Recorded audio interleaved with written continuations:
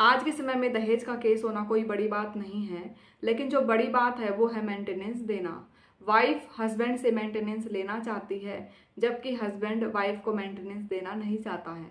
जब वाइफ के लिए मेंटेनेंस बंध जाता है तो वाइफ केस को लंबे से लंबा खींचने की कोशिश करती है और ज़्यादा से ज़्यादा पैसे लेने की कोशिश करती है, जबकि हस्बैंड ऐसा नहीं चाहता है। कई बार स्थिति ऐसी हो जाती है कि वाइफ के लिए मेंटेनेंस नहीं बनता है।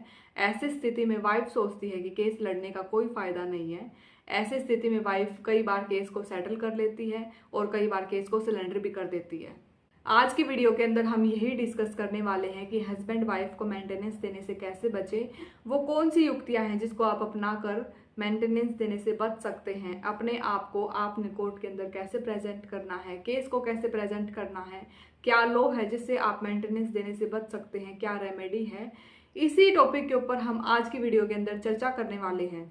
नमस्कार, मैं एडवोकेट ज्योति गहलावत आपका मेरे चैनल पर बहुत बहुत स्वागत करती हूं।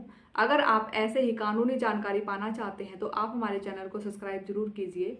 आइए हम अपने वीडियो को स्टार्ट करते हैं। सबसे पहले हम ये बात करते हैं मेंटेनेंस लेने के लिए लॉ क्या क्या है, वाइफ कब कब मेंटेनेंस ले सकती है। तो डोमेस्टिक वायलेंस का केस होने पर वाइफ मेंटेनेंस ले सकती है। सेक्शन 125 सीआरपीसी के अंदर वाइफ मेंटेनेंस ले सकती है। Section 9 of Hindu marriage act का केस होने पर वाइफ मेंटेनेंस ले सकती है। डिवोर्स का केस होने पर वाइफ मेंटेनेंस ले सकती है। ये हमने बात करी मेंटेनेंस लेने के लिए क्या लॉ है। अब हम बात करते हैं मेंटेनेंस ना लेने के लिए क्या लॉ है। इसके लिए सिर्फ एक ही सेक्शन दिया गया है, सेक्शन 125 क्लॉज 4 सीआरपीसी। ये हमें रिटर्न में बताता है कि ऐसे 3 पॉइंट है जिनकी वजह से एक वाइफ मेंटेनेंस नहीं ले सकती है। वो 3 पॉइंट है। पहला है, अगर वाइफ अडल्ट्री में रहती है तो वो मेंटेनेंस नहीं ले सकती है।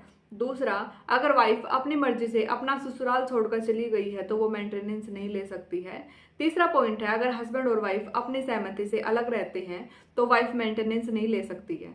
मेरा यह वीडियो बनाने का मेन टॉपिक यह था कि पति अपनी पत्नी को मेंटेनेंस देने से कैसे बच सकता है, वो कौन सी ऐसी युक्तियां अपना सकता है जिससे वो मेंटेनेंस देने से बच सके। तो इसको हम 2 भाग के अंदर डिवाइड कर लेते हैं। पहला, मेंटेनेंस का केस होने से पहले की तैयारी, यानी कि अगर आपको लगता है कि आपकी वाइफ आपके ऊपर मेंटेनेंस का केस कर सकती है तो इससे पहले आप क्या तैयारी कर सकते हैं। दूसरा है मेंटेनेंस का केस होने के बाद की तैयारी। अगर आपकी वाइफ ने आपके ऊपर मेंटेनेंस का केस कर दिया है तो आप इसकी क्या तैयारी कर सकते हैं, इसी के ऊपर हम डिस्कस करने वाले हैं। तो सबसे पहले हम देखते हैं कि मेंटेनेंस का केस होने से पहले आप क्या तैयारी कर सकते हैं। सबसे पहला पॉइंट है, अगर आपके नाम कोई कार है, बैंक बैलेंस है, तो उसे अपने भाई बहन या रिश्तेदारों के नाम उतरवा दीजिए और अपने बैंक में कम से कम पैसे रखें।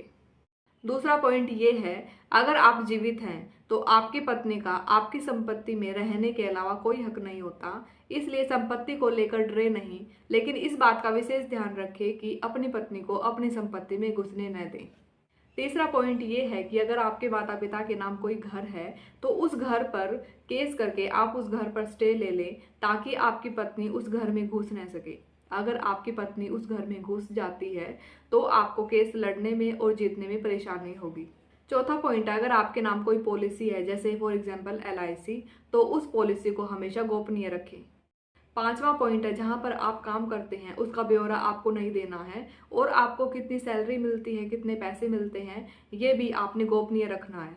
छठा पॉइंट है, अगर आपके बच्चों की कस्टडी आपकी पत्नी के पास है और आप बच्चों को लेना चाहते हैं तो आप भी अपने बच्चों की कस्टडी का केस तुरंत लगा दें।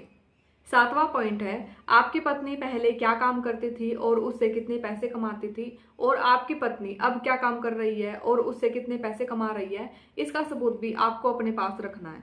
आठवां पॉइंट है, अगर हो सके तो आप अपनी पत्नी की ऑडियो वीडियो रिकॉर्डिंग जरूर करें ताकि आप कोर्ट के अंदर ये दिखा सके कि आपकी पत्नी का स्वभाव और चरित्र कैसा है। अब हम भाग 2 के बारे में बात करते हैं, मतलब मेंटेनेंस का केस होने के बाद आप क्या तैयारी कर सकते हैं। तो हमारा 9वां पॉइंट है, जब आपको पता चल जाए कि आपकी पत्नी ने आपके ऊपर मेंटेनेंस का केस किया है तो आपको कोर्ट में जाकर उसकी नकल निकलवानी है। आपको जवाब देने की जल्दबाजी नहीं करनी है, आपका नंबर आएगा तब आपको जवाब देना है। जब तक आप अपनी पत्नी के लिए सबूत इकट्ठा करें और आपकी पत्नी ने आपके लिए जो मेंटेनेंस की एप्लीकेशन लगाई है, पेटिशन लगाई है, उसका अच्छे से आकलन करें कि उसने उसके अंदर क्या क्या लिखा है। 10वां पॉइंट ये है, आपकी पत्नी ने आपके लिए जो मेंटेनेंस की पेटिशन लगाई है उसके अंदर वह घरेलू हिंसा और आपकी कमाई को कैसे दिखा रही है। अगर वह पेटिशन के अंदर घरेलू हिंसा का जिक्र करती है तो आपने देखना है क्या उसका समय, तारीख और साल लिखा गया है या नहीं लिखा गया है। अगर नहीं लिखा गया है तो आपने जवाब के अंदर ये पॉइंट जरूर लिखना है कि इसने घटना का समय, तारीख और साल नहीं दिया है, क्योंकि ये सब झूठ है। मेरा यहाँ पर आपको कहने का ये मतलब है कि आपकी वाइफ ने जो पेटिशन डाली है आपके लिए मेंटेनेंस की, उसके अंदर जो पॉइंट लिखे हैं आपको हर एक वो पॉइंट समझने की कोशिश करनी है कि वो आपको क्या बोल रही है। 11वां पॉइंट ये है, अगर कोर्ट के अंदर आपकी पत्नी अपने आप को बेसहारा और असहाय बताएं तो आपको प्रसन्न करना है कि वह बेसहारा और असहाय क्यों है, और कहें अगर वह बेसहारा और असहाय है तो अपने पति के घर पर क्यों नहीं रहती, अपने घर पर क्यों रहती है। 12वां पॉइंट ये है, अगर आपकी पत्नी कोर्ट के अंदर ये बोलती है कि उसके पास आय का कोई साधन नहीं है, वह पढ़ी लिखी नहीं है, तो आपको उसके पढ़े लिखे होने का सबूत देना है। इसके अलावा अगर आपकी पत्नी ने कोई कोर्स कर रखा है, कोई सिलाई कढ़ाई कर रखी है, कंप्यूटर कोर्स कर रखा है, तो उसके सर्टिफिकेट भी आपने कोर्ट के अंदर पेश जरूर करने हैं। इसके अलावा अगर आपको सिर्फ जानकारी है, सर्टिफिकेट नहीं है, डॉक्यूमेंट नहीं है, तो आप सेक्शन 91 CRPC में एप्लीकेशन लगा सकते हैं कोर्ट के अंदर, और पुलिस के द्वारा उस यूनिवर्सिटी से उन डॉक्यूमेंट को मंगवा सकते हैं और अपनी पत्नी को भी डॉक्यूमेंट देने के लिए मजबूर कर सकते हैं। 13वां पॉइंट ये है, अगर आपकी पत्नी की कोई भी बात कोर्ट के अंदर झूठी साबित हो जाती है तो आपको सेक्शन 340 CRPC के अंतर्गत अपनी वाइफ के खिलाफ FIR कटवानी है। इससे आपको बड़ा फायदा ये हो जाएगा कि आपको केस जीतने में बहुत ही ज़्यादा आसानी होगी। 14वां पॉइंट ये है, पति कभी भी अपने आप को कोर्ट के अंदर ज़्यादा क्वालिफाइड, ज़्यादा पढ़ा लिखा शो न करें। आप साधारण रूप से कोर्ट के अंदर पेश आएँ। हमारा 15वां पॉइंट ये है, जब पति कोर्ट के अंदर आए कभी भी टिप टॉप बनकर ना आए, सामान्य वेशभूषा, सादे कपड़े पहनकर ही आए, और कभी भी कोर्ट के अंदर जब आए तो अपना ऊंचा स्टैंडर्ड ना दिखाएं। हमारा 16वां पॉइंट ये है, जब पति कोर्ट के अंदर जाता है तो सोने की चैन, सोने की अंगूठी, महंगी घड़ी, महंगा मोबाइल अपने साथ लेकर ना जाएं। अगर आप अपना मोबाइल अपने साथ लेकर भी चले जाते हैं तो उसे बाहर शो न करें, जेब के अंदर ही रखें, क्योंकि आपको पता नहीं है कि कोर्ट के अंदर जज सिर्फ इन्हीं बातों को नोटिस करता है कि आप कितने अमीर हो, कितने गरीब हो। तो इन बातों का विशेष रूप से ध्यान रखें जब भी आप कोर्ट के अंदर जाएं। हमारा 17वां पॉइंट ये है, जब आप कोर्ट के अंदर जाएंगे तो अनावश्यक नहीं बोलेंगे। आप सिर्फ उतना ही बोलेंगे जितना जज साहब आपसे पूछेंगे। अपने वकील को बोलने दें। अगर आप ज़्यादा बोलेंगे तो जज आपको घुमाकर आपसे बातें निकलवाने की कोशिश करेगा, तो इन बातों का विशेष ध्यान दें। 18वां पॉइंट ये है, जब मेंटेनेंस को लेकर बहस हो तो पति तुरंत आपत्ति दे कि वह घर पर बैठे बैठे बिना काम किए अपनी पत्नी को पैसे नहीं दे सकता। हमारा 19वां पॉइंट ये है, अगर आपकी पत्नी ने आपके ऊपर क्रूएलिटी के आरोप लगाए हैं तो आपको इसके डिफेंस में ज़रूर बोलना है, और अगर आपके पास कोई सबूत है, कोई ऑडियो वीडियो रिकॉर्डिंग है, कोई डॉक्यूमेंट है, तो इसको भी कोर्ट के अंदर जरूर पेश करना है। 20वां पॉइंट ये है, अगर आपके पास ऐसे डॉक्यूमेंट हैं जिससे यह पता चलता है कि आपकी पत्नी ज़्यादातर अपने मायके में रहती है, तो ऐसे डॉक्यूमेंट कलेक्ट करें और कोर्ट के अंदर पेश करें कि मेरी पत्नी ज़्यादातर समय अपने मायके में व्यतीत करती है, मेरे पास नहीं रहती है।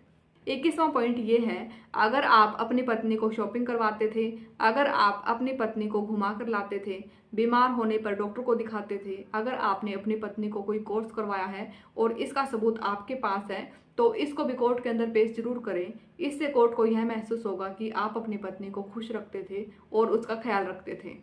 22वां पॉइंट ये है, आप कोर्ट के अंदर यही कोशिश करें और यही कहें कि आप अपनी पत्नी को रखना चाहते हैं और इसी बात पर आपको अड़े रहना है। 23वां पॉइंट ये है, जब आपके ऊपर मेंटेनेंस का केस हो गया है तो आपको अपने माता पिता के द्वारा भी अपने ऊपर मेंटेनेंस का केस करवा लेना चाहिए। ऐसी स्थिति में जब आपकी सैलरी अच्छी है, आप सरकारी नौकरी करते हैं, तो ये काम आपको जरूर करना है। 24वां पॉइंट ये है, जब आपकी पत्नी ने आपके ऊपर डोमेस्टिक वायलेंस का केस किया है तो ऐसी स्थिति में आप भी अपनी माँ और बहन से अपनी पत्नी के ऊपर और उनकी फैमिली के ऊपर डोमेस्टिक वायलेंस का केस करवा दे, इससे उन पर दबाव पड़ेगा। हमारा 25वां पॉइंट ये है, जब आपकी पत्नी आपके ऊपर मेंटेनेंस का केस करती है तो आप भी अपनी पत्नी के ऊपर मेंटेनेंस का केस जरूर करें। इसके अंदर आप कोर्ट के अंदर आने जाने का खर्चा और वकील के खर्चे की मांग कर सकते हैं। इस केस से चाहे आपको कुछ मिले या नहीं मिले, लेकिन आपको यह केस जरूर करना है। इससे आपकी पत्नी पर दबाव पड़ेगा। हमारा 26वां पॉइंट ये है, मेंटेनेंस के केस में अंतरिम की बहस जल्दी से जल्दी करने की कोशिश करें और उस पर हाई कोर्ट में स्टे ले लें और फाइनल पर बहस जल्दी से जल्दी करने की कोशिश करें, क्योंकि केस जल्दी खत्म होने पर पति को फायदा होता है। हमारा 27वां पॉइंट ये है, अगर कोर्ट आपको मेंटेनेंस देने के लिए बोल देती है तो घबराए नहीं। आप हाई कोर्ट के अंदर और सेशन कोर्ट के अंदर अपील और रिवीजन फाइल कर सकते हैं। इससे आपका खर्चा कम हो जाएगा। 28वां पॉइंट ये है, मेंटेनेंस का केस होने पर डर कर कभी भी जल्दी समझौता न करें और न ही अपनी पत्नी की कोई शर्त माने, क्योंकि शुरुआत में आपको दुख होगा लेकिन बाद में आपकी पत्नी को दुख होगा जब उसको कोई भी मेंटेनेंस नहीं मिलेगा। हमारा 29वां पॉइंट ये है, जब आप अपनी पत्नी के सामने आते हैं तो आपको खुश रहना है। आपको यह दिखाना है कि आपको किसी भी तरह की कोई टेंशन नहीं है, परेशानी नहीं है, डिप्रेशन नहीं है। आप बिल्कुल मन से और शरीर से रिलैक्स हैं। इससे आपकी पत्नी पर फर्क पड़ेगा। और मैं आपको यहाँ पर ये बताना चाहती हूँ कि फैमिली मैटर पर जेल का कोई प्रावधान नहीं होता है। हमारा 30वां और लास्ट पॉइंट ये है, जब आप पर मेंटेनेंस का केस हो तो आप अच्छे वकील और अच्छे एक्सपर्ट को ही नियुक्त करें। सस्ते वकीलों के चक्करों में न पड़ें। सोच कर देखिए, अगर अच्छे वकील आप नियुक्त करते हैं और उन्होंने आपका मेंटेनेंस नहीं बंधने दिया या फिर मेंटेनेंस बंधा लेकिन बहुत कम बंधा, तो आप कितने पैसे बचा लेंगे। तो ये हमारी सारी युक्तियां थी जिसे एक पति अपना कर कोर्ट के अंदर अपनी पत्नी को मेंटेनेंस देने से बच सकता है। तो इन बातों का ध्यान रखिए और आप हमारे चैनल को लाइक, शेयर और सब्सक्राइब जरूर कीजिए। Thank you for watching my channel.